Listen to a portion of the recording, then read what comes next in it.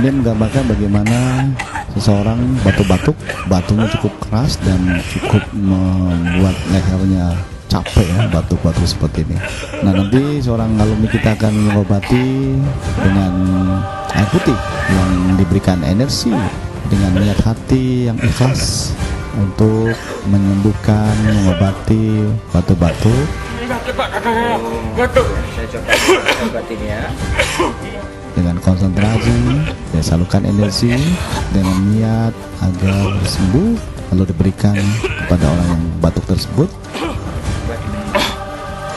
Energi tadi masuk ke dalam tubuhnya melalui air putih, insya Allah akan merasa lebih enak dan mulai sembuh. Mana rasanya? Sudah enteng, Pak.